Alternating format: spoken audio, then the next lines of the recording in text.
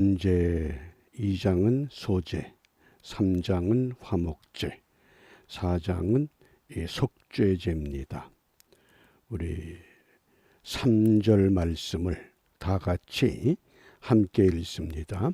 만일 기름 부음을 받은 제사장이 범죄하여 백성으로 죄어를 입게 하였으면 그 범한 죄를 인하여 흠없는 숫송아지로 속죄 제물을 삼아 여호와께 드릴지니 아멘. 우리 한글 개역 성경에서는 속죄 제물 이렇게 번역했지만은 속죄제 이렇게도 번역이 가능한 단어를 사용했습니다.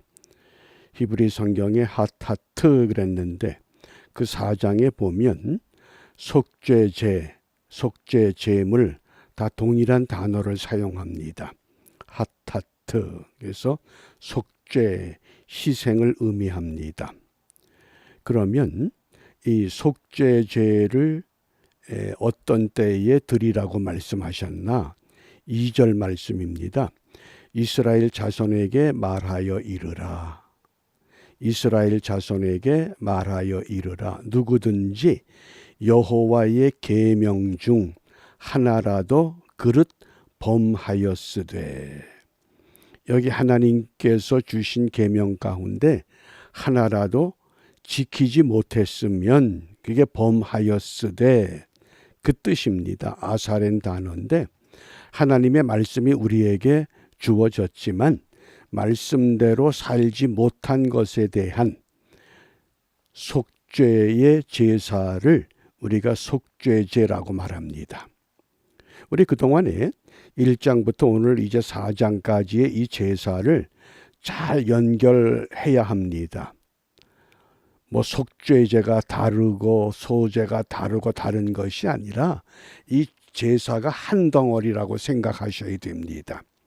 그래서 1장의 번제, 올라라는 단어는 우리가 올라간다 그랬습니다. 번제의 목적이 있습니다. 왜 번제를 드리느냐?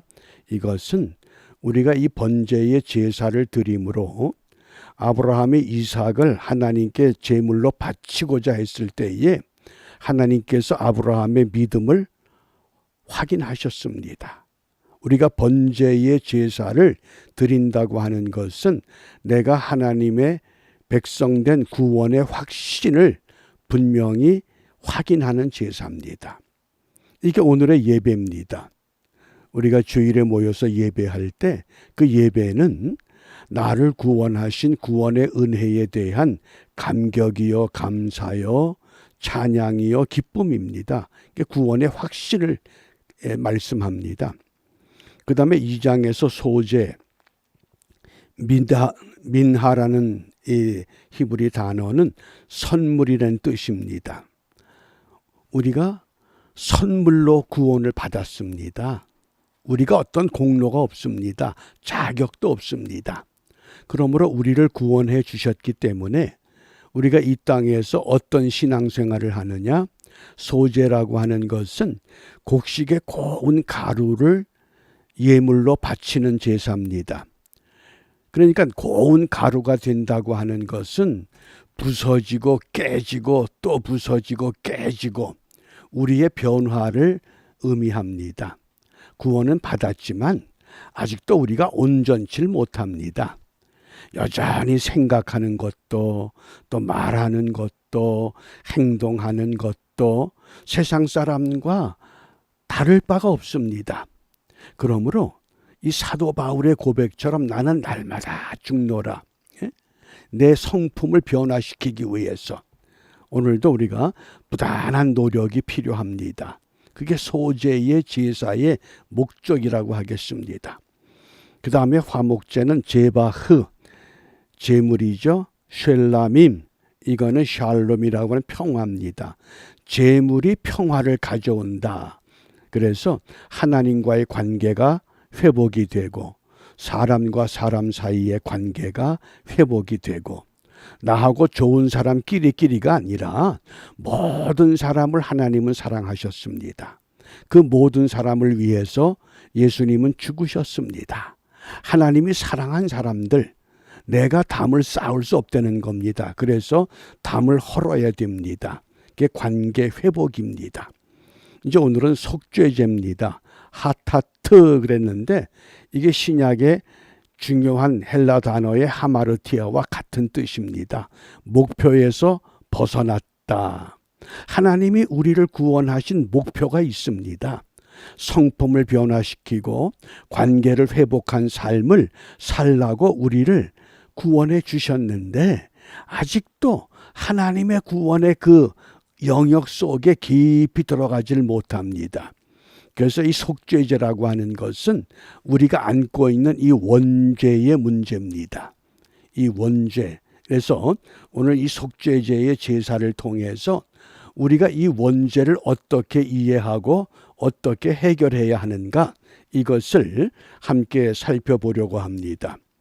그래서 이 속죄제의 제물은 반드시 피가 있어야 됩니다. 그러므로 제사장을 위한 속죄 제물은 수송아지입니다. 또 이스라엘 회중을 위한 속죄 제물은 수송아지입니다. 족장을 위한 속죄 제물은 수염소입니다. 가난한 백성들, 평민들, 다른 제사에서는 고운 가루도 가능합니다.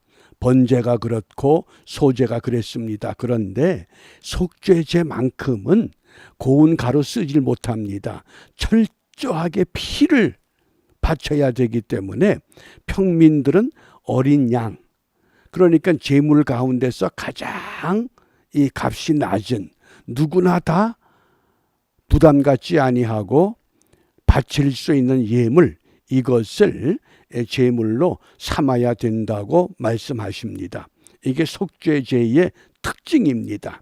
그러면 속죄제라고 하는 이 제사를 통해서 우리가 흔히 원죄 그러면 어떻게 이해하십니까? 아담과 하와가 지은 죄를 우리가 계속 물려받는다고 하잖아요. 그 물려받는다고 하는 것을 우리는 영적인 유전 원죄, 영적인 유전죄라고 설명을 합니다.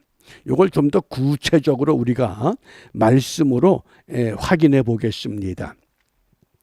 하나님께서 아브라함을 부르시고 그 아브라함을 갈대아 우르를 떠나서 하나님이 지시하는 땅으로 가라고 하시면서 약속하신 게 있습니다. 창세기 12장 2절에 내가 너로 큰 민족을 이루고 내게 복을 주어 내 이름을 창대케 하리니 너는 복의 근원이 될지라. 아브라함을 통해서 큰 민족을 이루겠다고 하셨습니다. 복의 근원이 되게 하시겠다고 약속하셨습니다. 그런데 아브라함이 낳은 아들이 누굽니까? 물론 첩의 자식들도 있습니다마는 하나님이 인정하는 혈통, 아브라함은 이삭을 낳았습니다. 근데 어떻게 이게 큰 민족이 됩니까? 앞으로 훗날에 큰 민족이 된다. 물론 우리가 그렇게 이해를 합니다. 이걸 우리가 성경에서 구체적으로 이해할 필요가 있습니다. 창세기 35장 11절입니다. 그에게 이르시되 나는 전능한 하나님이니라. 생육하며 번성하라. 국민과 많은 국민이 내게서 나고, 왕들이 어디에서 나오리라 말씀합니까? 허리에서. 이 허리가 굉장히 중요한 용어입니다. 우리가 우리 육신의 이 기관 가운데 허리 그렇게 이해하면은 그것은 우리가 그냥 겉만 이해한 겁니다. 성경에서 특별히 이 아브라함과 큰 민족을 말씀할 때, 영적인 유전적 죄를 말씀할 때에 허리라고 하는 것은 이 히브리인들의 아주 독특한 표현입니다. 생식기관의 은유적인 표현입니다. 그러니까 아브라함의 몸에 누가 있다? 큰 민족들이 들어있다는 겁니다. 이걸 잘 이해하셔야 됩니다. 그걸 허리라고 표현했습니다. 그래서 이 허리라고 하는 것이 구체적으로 보면 신약에서 이렇게 히브리 기자가 말씀합니다. 히브리서 7장 5절입니다. 레위의 아들들 가운데 제사장의 직분을 받는 자들이 율법을 쫓아 아브라함의 어디에서 난 자라고 그럽니까? 허리에서 난 자. 아브라함 때는 아직 레위들이 태어나기도 전입니다. 그런데 아브라함의 허리에 그 많은 민족, 그 많은 후손들이 있다는 겁니다. 그러니까 아브라함의 씨를 통해서 많은 사람들이 이 땅에 번성하게 될 것이다. 그걸 허리라고 하는 단어로 설명을 한 겁니다. 그러니까 자기 형제인 백성에게서 10분의 1을 취하라는 명령을 가졌다. 그래서 이 신약 성경에서도 허리라고 하는 이 헬라 단어 오스푸스가 어떤 뜻이냐? 생식기관으로서의 허리를 뜻하는 겁니다. 남자의 생식기, 여자의 생식기로 표현하지 않고 은유적인 표현으로 허리 그러면 뭡니까? 그게 그 허리를 통해서 수많은 민족이, 수많은 백성들이 앞으로 이 땅에 오게 될 것을 말씀하신 겁니다. 그러니까 오늘 예수님께서 십자가에 못 박히셨습니다. 그 아담의 죄가 우리에게 유전적으로 물려왔다고 하는 것은 믿음의 조상 아브라함의 허리에서 수많은 민족이 이루어졌습니다. 그게 허리를 통해서. 그런데 예수님께서 십자가에 못 박혀 죽으시면서 우리의 모든 그 영적인 그 유전적인 원죄를 다 해결하셨습니다. 어떻게 해결하셨습니까? 우리가 히브리서 7장 10절에도 보면 이는 멜기세덱이 아브라함을 만날 때에 레위는 아직 자기 조상의 허리에 있었다. 그걸 다른 한글 성경에서는 아브라함의 몸속에 있었다 이렇게 번역합니다. 아브라함의 몸속에. 바꿔 말하면 예수님께서 우리가 이미 아브라함의 몸속에 있었던 사람들입니다. 그러니까 창세 전부터 우리를 다 기억하고 있습니다. 나하고 무슨 상관이 있어? 예수님은 2000년 전에 십자가를 지셨는데 나는 지금 2023년을 살고 있는데 나하고 무슨 상관이 있어? 우리가 그렇게 이야기를 합니다.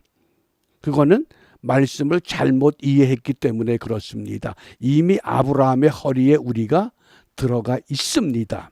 바꿔 말하면 예수님께서 십자가에 못 박혀 죽으셨을 때에 그 예수님께서 어떤 말씀을 하십니까? 요한복음 19장 30절에 예수께서 신포도주를 받으신 후 가라사대 다 이루었다. 다 이루었다.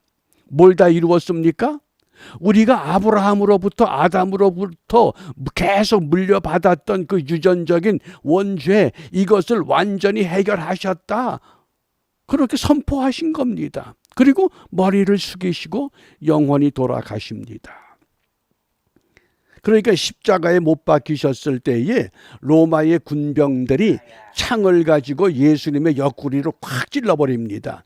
물과 피를 다 쏟으셨습니다. 우리의 모든 죄를 다 해결해 놓으신 겁니다. 다 이루었다. 그때 다 이루었다고 하는 순간 어떤 일이 벌어졌습니까? 새 복음서에 보면 성소 휘장이 위로부터 아래까지 찢어져 둘이 되었다. 지성소로 가는 하나님께로 가는 길이 열렸다 그 뜻입니다.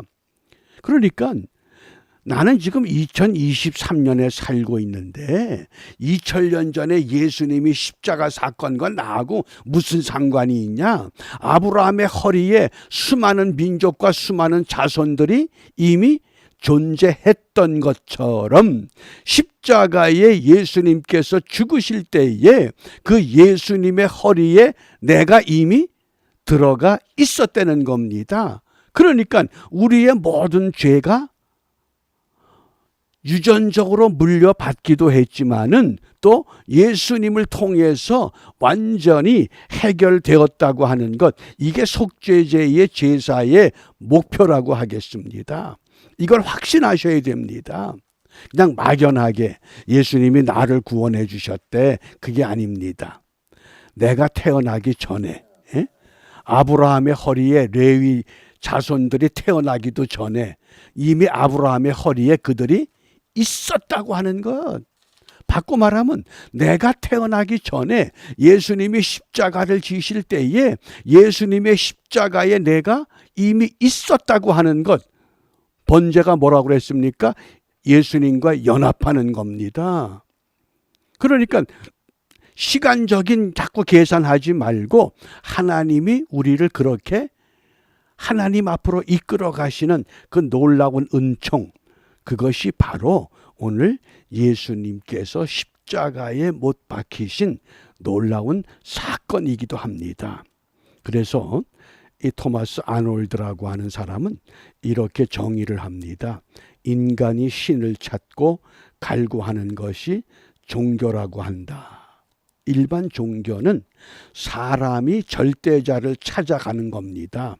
그런데 놀랍게도 기독교는 하나님께서 인간을 찾아오신 것이다. 그러니까 레위기 4장 1절에 보면 여호와께서 모세에게 일러 가라사대, 모세가 하나님을 찾아간 것이 아니라 하나님이 모세를 찾아오셔서 모세를 통해서 율법을 주시고 그 율법을 통해서 우리 예수님께서 율법을 십자가로 완성하시는 놀라운 은혜를 우리가 오늘도 힘입고 살아가는 겁니다. 이런 은혜가 바로 속죄제라고 하는 제사의 목표입니다. 그러니까 번제를 통해서 구원받았습니다. 소제를 통해서 새로운 변화의 삶을 갈구합니다. 화목제를 통해서 모든 사람과 화평의 관계를 유지해야 합니다. 그리고 속죄제를 통해서 내가 이미 가지고 있던 그 원죄까지라도 완전히 해결해 주시는 하나님의 그 놀라운 은총, 그것이 바로 속죄제의 제사라고 하는 약속입니다.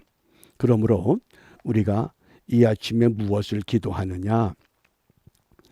시편 32편 1절에 보면 허물의 사함을 얻고, 허물, 이 허물은 하나님께 대한 반역을 말합니다. 그러니까 원죄와 같은 겁니다. 그리고 그 죄의 가리움을 받은 자, 이때 죄라고 하는 것은 하나님이 목표한 것에서 어긋난 것. 하나님이 우리에게 말씀을 주셨는데 그 말씀을 그대로 지키지 못하고 순종하지 못한 것, 바꿔 말하면 자범죄와 같습니다. 그러니까 원죄와 자범죄의 사함과 가리움을 받는 자가 복이 있다고 말씀하셨습니다. 그러므로 우리가 이 아침 시간에 오늘 사순절 17번째 날 경건의 훈련의 이 과정 속에서 내 속의 죄를 정결케 하옵소서, 내 안과 밖 다 닦으사 내 속의 죄 멸하소서, 주의 보혈 능력이 있도다, 주의 보혈 능력이 있도다. 이런 찬송이 우리의 심령 속에서 참 기쁨과 감사와 감격으로 터져 나올 수 있는, 그러기 위해서는 십자가와의 예수와 연합해야 됩니다. 부활의 예수와 연합해야 됩니다. 예수와 함께 죽고 예수와 함께 다시 살아나는 이 놀라운 은총을 우리 삶의 자리에서, 내가 있는 그 자리에서 우리가 마음껏 누리며 확신하는 은혜의 하루가 되시기를 주님의 이름으로 축복합니다. 기도하겠습니다. 은혜가 풍성하신 하나님, 우리가 태어나기 전에 저희들이 아브라함의 허리에 있었고, 우리가 죄를 짓기도 전에 십자가의 예수님의 허리를 통해서 모든 죄와 허물과 원죄와 자범죄까지라도 온전히 해결해 주신 그 은총을 힘입고 저희들이 또 한날의 삶을 시작하려고 합니다. 비옵기는 우리의 안과 밖을 그리스도의 보혈로 깨끗하게 씻어주시고 새로운 생명됨을 세상에 나가서 세상 사람들에게 보여주며 증거하며 자랑하며 하나님의 나라에 그들을 이끌어갈 수 있는 강력한 십자가의 군병으로 쓰임받는 은혜의 하루가 되도록 인도하여 주시옵소서. 예수님 이름으로 기도합니다. 아멘.